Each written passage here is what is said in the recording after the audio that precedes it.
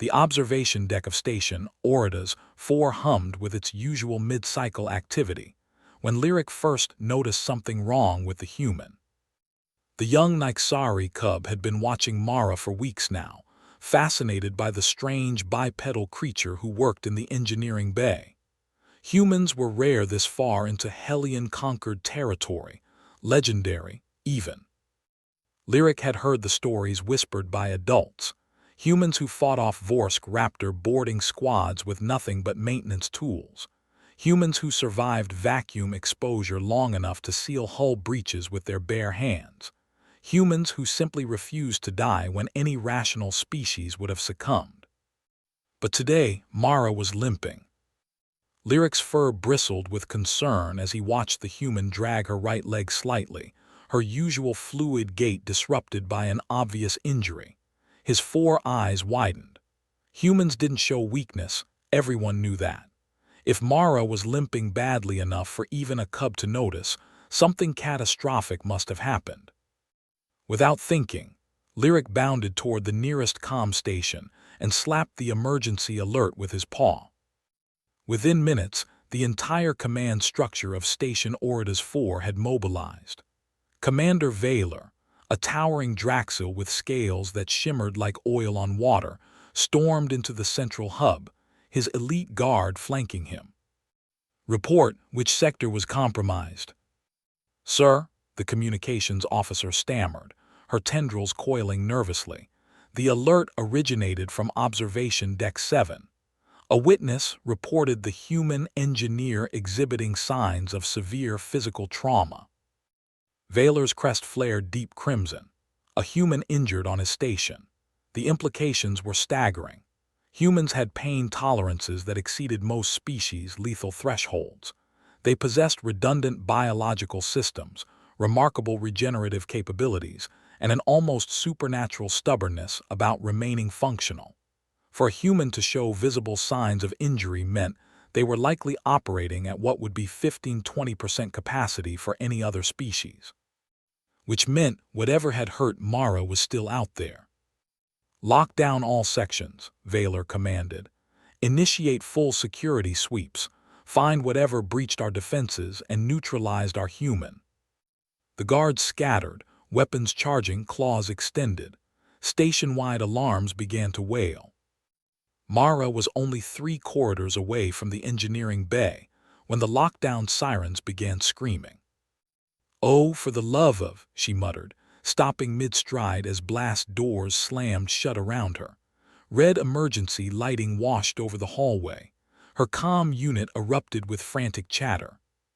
"All personnel, seek immediate shelter. Potential hostile presence on station." Mara blinked. Hostile presence. She'd been working on plasma conduits all morning. The most hostile thing she'd encountered was a stubborn bolt that only yielded after a bit of what her old mentor called percussive maintenance. Her comm crackled. "Human Mara, what is your status? Are you ambulatory? Can you reach a secured location?" It was Commander Valor himself, his normally composed voice tight with alarm. "Commander, I'm fine." "You are not fine," Valor insisted. "We have visual confirmation of compromised locomotive function. Where is the threat? What attacked you?" "Attacked?" Mara's eyebrows shot up. "Sir, nothing attacked me, I'm just—" "Elite Guard Omega, converge on the human's position. Medical team, prepare emergency xenophysiology protocols." The corridor ahead filled with armed Draxil guards, scanning for enemies. Behind Mara, a medical team rushed toward her with equipment suited for everything from poison extraction to limb reattachment. "Everyone stop," Mara shouted, raising her hands. The procession froze. Commander Valor pushed to the front, his scales now a worried violet. He approached Mara with the caution one might show a live explosive. "Human Mara," he said gently, "please remain calm. We're here to assist. Tell us what happened." Mara glanced around at the dozen armed guards, the medical team, the sealed blast doors, and the station-wide alert that was no doubt terrifying every civilian aboard. She sighed. Commander, I stubbed my toe. Silence hit the corridor like a shockwave. You stubbed your toe, Valor repeated slowly, as if the translator struggled with the concept. This morning, on the support beam in Section 12, it hurt, so I've been walking a bit carefully. She demonstrated, taking a few normal steps, then wincing slightly. See, just a bruised toe. The medical officer, an Arven with 6 arms, swept her scanner over Mara's foot. Commander, I detect minor tissue inflammation in the human's smallest locomotive digit. No structural damage, no toxins, no foreign entities, no threats of any kind. Valor's scales cycled through several colors: confusion, embarrassment, and lingering disbelief. A bruised toe. We initiated emergency protocols for an entire conquered station because of a bruised toe. The question wasn't directed at Mara. Every head turned toward the observation deck, where a small Nyxari cub was trying desperately to sink into the floor. Lyric had never felt so small. Commander Valor towered over him, his scales shifting to stern gray.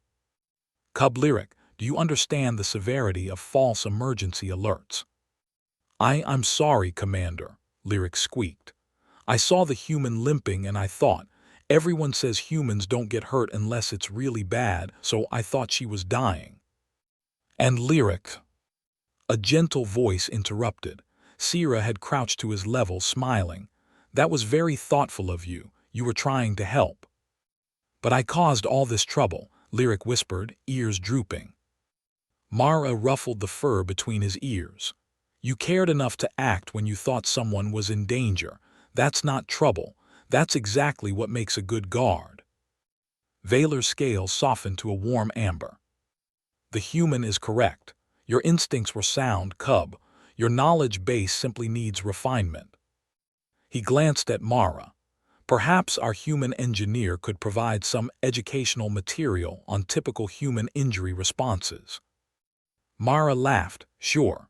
Lesson 1, humans are tough, but we're not invincible. We stub our toes. We get paper cuts. We pull muscles doing stupid things. We just complain less about it than most species. Paper cuts, the Arven medic repeated, horrified. Your paper is sharp enough to cut you. Oh boy, Mara sighed. This is going to be a long explanation. As the station's alert status downgraded and operations resumed, Mara found herself back on the observation deck with Lyric, explaining the mundane reality of human durability to an increasingly fascinated crowd of aliens. Yes, humans could survive incredible trauma.